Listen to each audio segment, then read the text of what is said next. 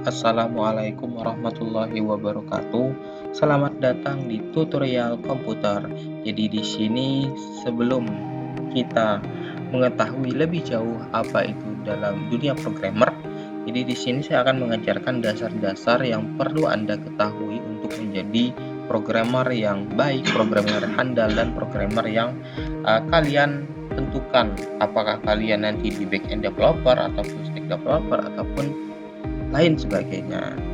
Jadi di sini saya akan mengajarkan pengertian programmer terlebih dahulu sebelum jauh melangkah ke dalam dunia programmer. Jadi programmer adalah seorang yang menulis program komputer, sebuah perangkat yang secara otomatis dapat mengontrol, mengoperasikan sesuatu sesuai dengan program yang ditentukan. Ya, jadi yang nama programmer pastilah menulis sebuah program komputer. Bagaimana dia menulis program komputer? Yaitu dengan bahasa pemrograman. Dia nantinya akan menjadi sebuah website atau menjadi sebuah aplikasi yang dapat membantu manusia dalam kebutuhan sehari-hari. Contohnya adalah komunikasi, yaitu menggunakan media yang dibuat oleh siapa? Oleh seorang programmer komputer. Sebuah perangkat yang secara otomatis dapat mengontrol, mengoperasikan sesuai dengan program yang ditentukan. Baik, di sini karena kita lebih ke web programmer nantinya, jadi kita akan belajar mengenai basic-basic dalam dunia programmer di dunia website. Jadi di sini saya akan pengertian dari web programmer. Programmer yang membuat aplikasi berbasis website pastinya, yaitu seorang web programmer. Bagaimana kita memulainya? Jadi di dalam programmer nantinya ada beberapa pekerjaan yang akan kita tekuni atau kalian tekuni, yaitu ada di full stack developer. Di full stack developer kalian harus mengerti yang namanya front end developer. Kalian harus mengerti juga di back end developer, dan kalian harus mengerti juga di database, DevOps, dan mobile application. Di front end developer itu sebelum lebih jauh itu adalah tampilan dari sebuah website. Itu menggunakan HTML sebagai pendukungnya, JavaScript, dan CSS. Sedangkan di backend developer yaitu bahasa pemrograman yang sering kali dipakai. Contohnya adalah Java, Python, Ruby, bahasa .NET, dan lain sebagainya yang berhubungan dengan sebuah data dari program yang akan kita buat. Contohnya di sini untuk membuat sebuah web biasa yang digunakan adalah bahasa PHP, dan untuk membuat sebuah aplikasi yang contohnya adalah game misalnya, itu biasa menggunakan Java, Python, dan sebagainya. Database, jadi di sini database ada beberapa bagian dari database, ada MySQL, ada Postgre, dan lain sebagainya. Contoh dari DevOps ini adalah contoh dari penyimpanan untuk kita berkolaborasi. Contohnya adalah AWS, GitLab, dan juga ada biasa GitHub. Dan mobile app developer yaitu adalah contohnya adalah Android. Jadi ini adalah Flutter biasa di mobile app developer. Nah, jadi di front end developer yang awal kita pelajari adalah HTML, CSS, JavaScript, Bootstrap, dan fondasi dari backbone framework. Jadi biasa ada framework yang digunakan untuk membantu di dalam front end developer. Misalnya adalah framework Bootstrap, sekarang ada React.js, Vue.js, itu di front end developer. Selanjutnya ada back end developer yang perlu kita pelajari, yaitu PHP, Python, Ruby, server programmer, SQL, dan Oracle. Jadi di backend developer ini lebih ke dari bahasa pemrograman yang berhubungan juga dengan database, penyimpanan juga seperti GitHub, GitLab dan sebagainya, itu lebih ke backend developer. Dan full stack developer itu ke dalam dua bahasa, yaitu di front end dan di back end developer. Jadi untuk pekerjaan apa front end atau back end, full stack ini sesuai dengan minat dan kemampuan dari masing-masing. Oke, web designer. Jadi seorang yang bekerja dengan unsur-unsur visual pada suatu website. Mereka yang bertugas untuk mempercantik penampilan halaman website. Web designer lebih sering bekerja bersama gambar-gambar visual, warna animasi video, dan lebih ke multimedia. Mereka lebih akrab dengan client side script seperti HTML, CSS, JavaScript.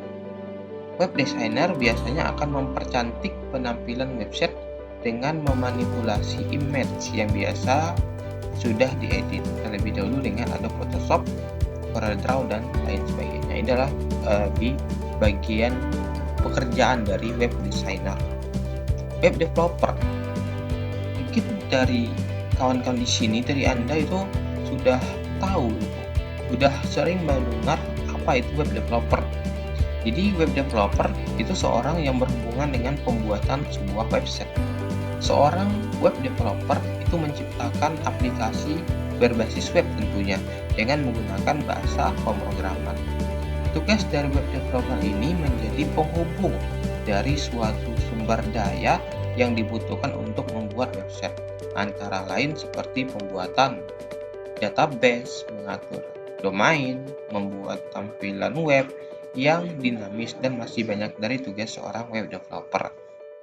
Dalam pembuatan aplikasi berbasis web, dibutuhkan suatu bahasa pemrograman yang harus benar-benar dipahami oleh web developer, seperti PHP, ASP, Python, Java, PSQL, dan lain sebagainya. Ini adalah dasar-dasar untuk menjadi seorang web developer.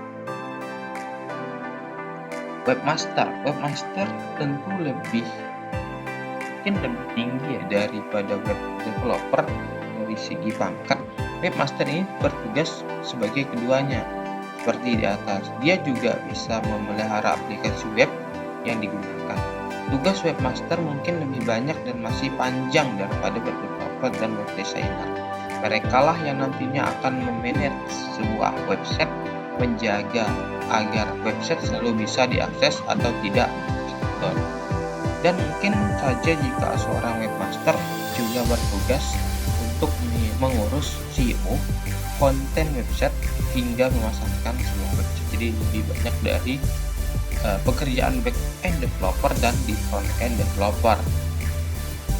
Webmaster juga akan mengatur pekerjaan web developer dan web designer, hingga melakukan pengujian terhadap usability dari aplikasi web yang digunakan.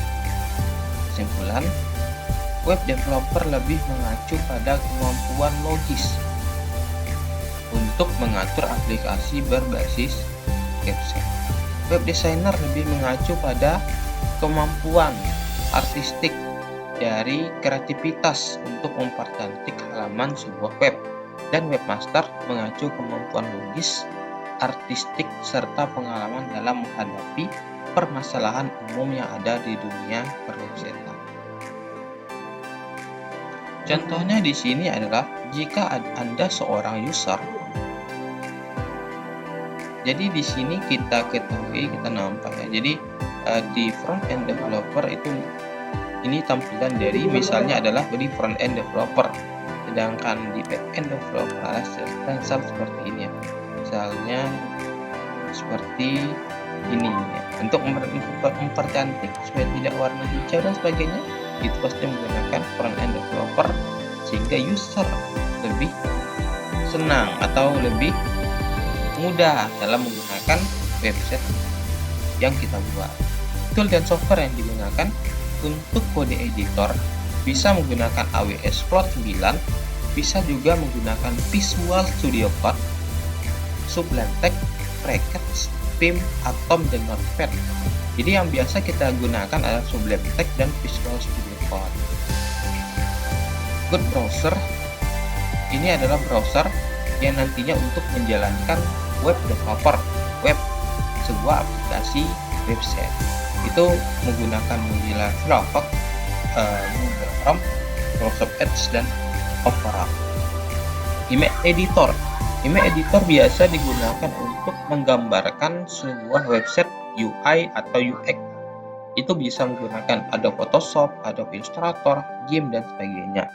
Dan Development Tools, yaitu bisa menggunakan SSH, Git, WinSCP, Composer, FTP.